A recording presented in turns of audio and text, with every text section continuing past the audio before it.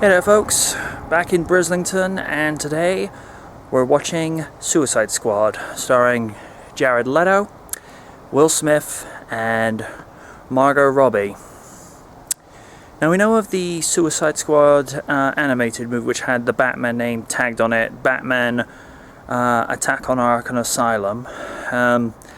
And to be fair, I think they only used the Batman name just to try and get this movie over, because if they tried to sell it off as Suicide Squad on its own, it probably wouldn't have been sold over as much, but that's neither here nor there. This is going to be the first time we've ever seen a live-action depiction of Harley Quinn, and it's not classic Harley Quinn. This is like New 52 Harley Quinn, where she's suggestive, as opposed to the ditzy, slightly absent-minded and eccentric version of that was based on Arlene Sorkin, which was created by Paul Dini. You are a genius, good sir, by the way. I'm going to be intrigued to see where this picks up from Batman v Superman Dawn of Justice, and the Ultra Edition. It does actually fix a lot of the problems that the theatrical cut had, which I shall be getting to in a ticket for next week for when I do my review of the home edition. But today's movie, it should be good. In 2 hours you will know my full opinion of Suicide Squad. And welcome to the spoiler review of Suicide Squad. Now, if you happen to come on to this one thinking this is the spoiler-free review, I'll give you about 5 seconds to stop watching this video, and then you can click into the spoiler-free review in the link in the description below. So, okay, we're good. Let's get into writing. Now, as I mentioned in the spoiler-free, I felt the writing and the pacing was decent, and it kept the momentum turning. The only thing I find where the writing kind of fails on itself is you could literally cross out Suicide Squad and write in The Avengers, and you have the same exact movie, and I'll tell you why. There is a big problem in the world of cataclysmic, proportions, and you have the government trying to form a league of superheroes, or in this case, metahumans, by someone who's very high-ranking in the governmental system. So, Nick Fury, swap that out. You have Amanda Waller. It's the same exact thing. Should be noted, Viola Davis plays Amanda Waller perfectly. She would make CCH Pounder proud. Those not in the know, that was the voice actress who provided the role in Justice League Unlimited, and Batman Assault on Arkham Asylum. Whilst we're on the subject of that, the actress who plays Dr. June Moon, the Enchantress, switch her for Loki from the Avengers, who plans to use a MacGuffin machine to open up a portal to destroy humanity, and you've got her powers turning humans into her beings of destruction. Swap that out for the Chitauri. Same exact plot device. Similar other thing when you look at the characters. Now, I love Will Smith as an actor. The man has been nothing short of amazing in the last near 30 years, but Will Smith is what I like to think of as Iron Man and Hawkeye put together. And I say Hawkeye simply because he does a lot of aiming with all the various weaponry. Now, arrows and guns are not the same thing, I get that, but it's the precision of it, and Hawkeye has always been a very precisionist. So, and then also Killer Croc even, swap him for the Hulk. Hey, everything's rolling. And then we get to Margot Robbie as Dr. Harleen Quinzel, aka Harley Quinn. She's pretty much the Natasha Romanoff Black Widow role. The only difference is Margot Robbie can act. Margot literally dives and I mean literally dives into this role as Harley. This one, she's complete fruit basket in this. Is, you know, there are people that are eccentric, you know, and have the healthy kind of crazy that have a zest for life.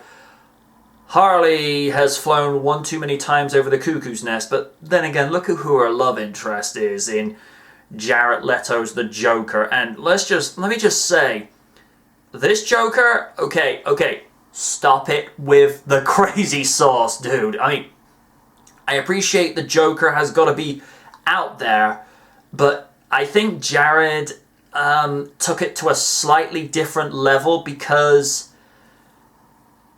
he goes to places that I don't think Heath Ledger went to, merely because,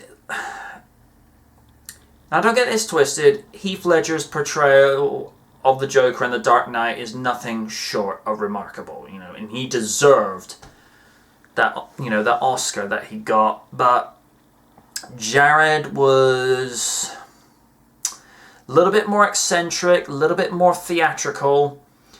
I mean, the fact that there's, I want to say braces over his teeth, but it almost looks like he's got a metal mouth now as a result. And there is a point in this movie where you think that the Joker's bi, simply because when he's interrogating one of his interrogatees in the kitchen, you just see him sitting in front of him and attempting to straddle him, which you think, okay, Joker's bi. I'm like, okay, that's different. That's never been done on film before.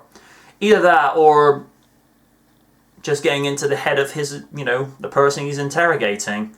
It's a little bit different, and I like the fact that, like with Margot Robbie, the way she loses herself in the role as Harley Quinn, Jared just literally, it's like he's not, you know, just wearing the Joker as a jacket per se.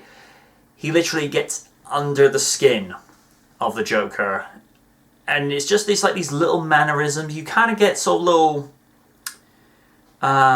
reminders of how Johnny Depp was as Captain Jack Sparrow, where he's not playing a character, he's being the character, in the same vein that Robert Downey Jr. is not playing Tony Stark, he's being Tony Stark. Or how Matt Holland is not playing Spider-Man, he's being Spider-Man. You get the idea.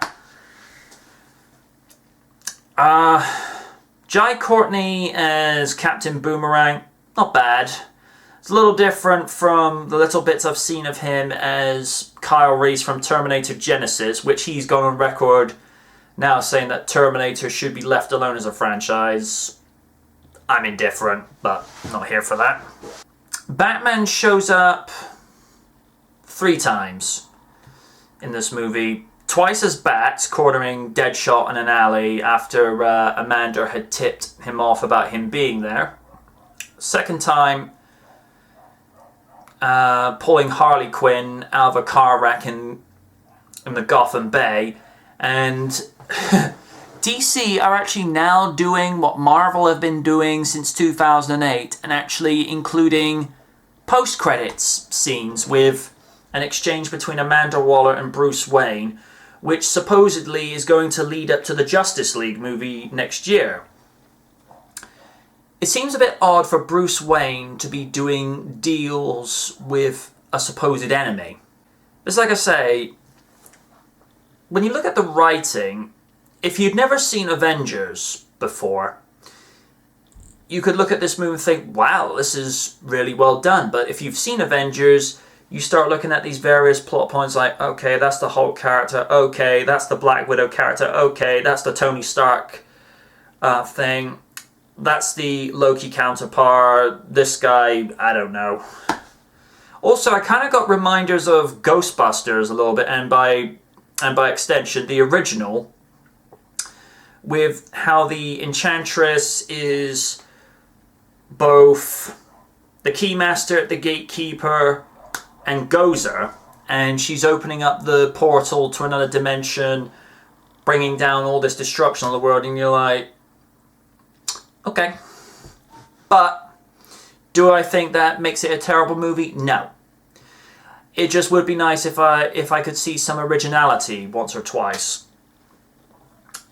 But what would I know? Score-wise, I felt the songs kind of come out of left field. Like when you see the Suicide Squad gearing up outside this prison, they're playing Eminem's, Slim Shady's back. Guess who's back? Back again. Shady's back. Tell a friend. I'm like, okay, that seems little like it just come out left field. It's like, okay. I'm not saying that the songs in this movie that were used, made it terrible. It's just you didn't expect it, You do see Margot Robbie wear the quintessential Harley Quinn costume in the early parts of the movie, but then that's it. When she's going to suit up with the rest of the teammates, you see her look at it for a brief second, but then she puts on what's much closer to her new 52 outfit with a t-shirt, boots, and let's just say a pair of bikini briefs that don't really leave too much to the imagination. And I just love the way she just, is this little bit skitsy, a little bit eccentric, but she kind of says her mind on a lot of things. I kind of dig that. And the things that really put a smile on my face with her performance is the use of Batsy, Punt, and Mr. J. And I'm like, my childhood is speaking to me. It was like, it's like I don't care what critics say. It's like, if they just put her fully into the quintessential Harley Quinn costume, where she's doing the little eccentric skippity hoppity thing and saying, "Oh, Mr. J," it'd be like,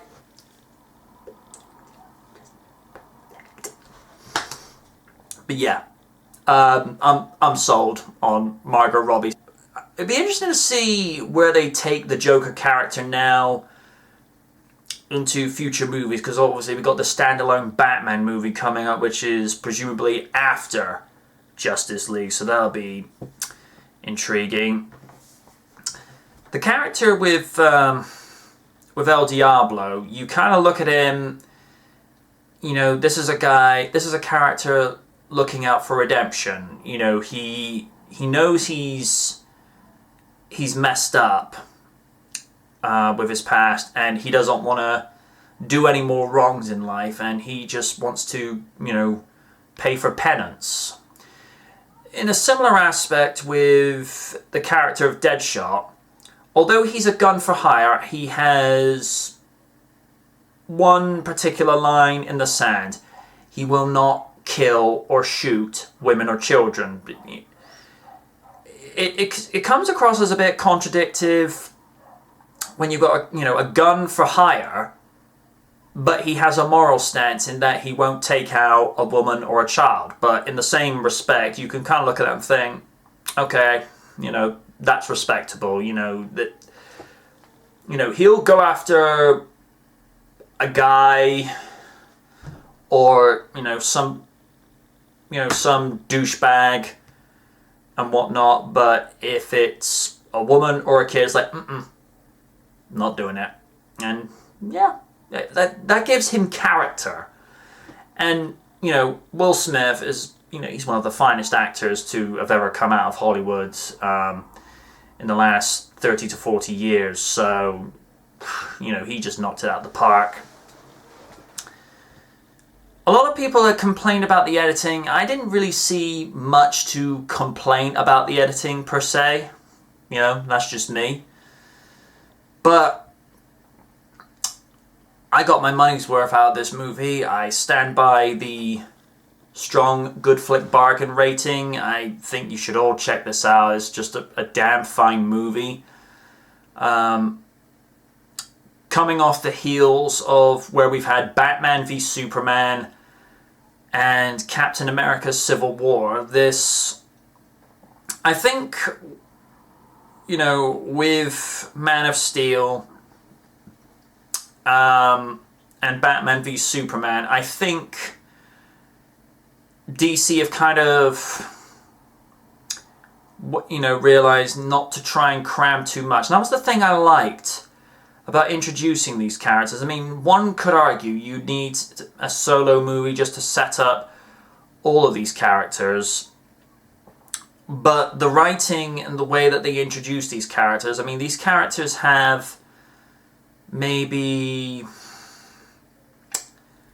90 seconds to 2 minutes at a time just to give, you know, little bits of background information and backstory about these characters, about who they are, why they're at this point in life, and, you know, why they're chosen for this specific role within the Suicide Squad. And you know about a lot of them already. I mean, you don't really need to, you know, if you're particularly a fan of Batman the Animated Series, you don't really need a reintroduction to the Harley Quinn character, because most fans will know her backstory. But I like the fact that it's done in such a bite-sized proportion where even though you're seeing a little, you're being given a lot of information.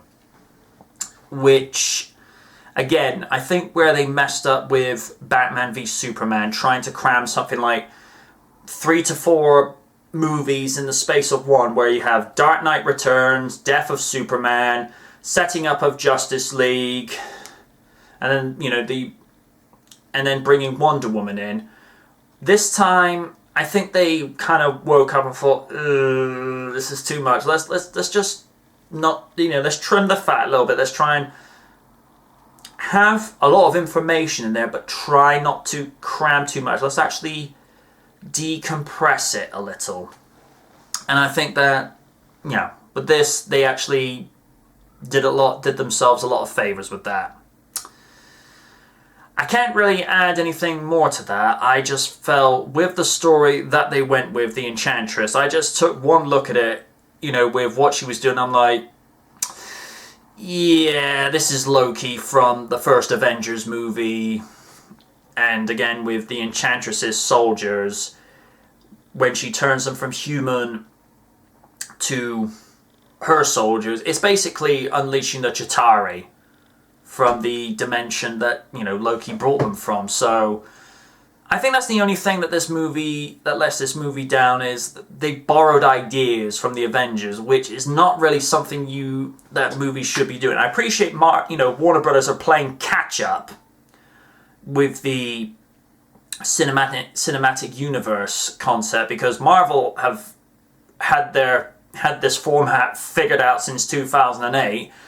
And DC have been playing catch-up, you know, in the last 3 years with Man of Steel starting off the DC cinematic universe. But I'm glad this time they didn't try to cram so much that it felt like, you know, like I say, with Batman v Superman, you were watching 4 movies in the space of one. Whereas this time, it doesn't even feel like 2 to 3 movies. It maybe feels like 2 movies in a sense, but it doesn't feel so crammed up that you don't really know what to make sense of. So I think they have learnt from that. Until next time, this is MJ Knight signing off from the spoiler edition of a review. Good night from the night.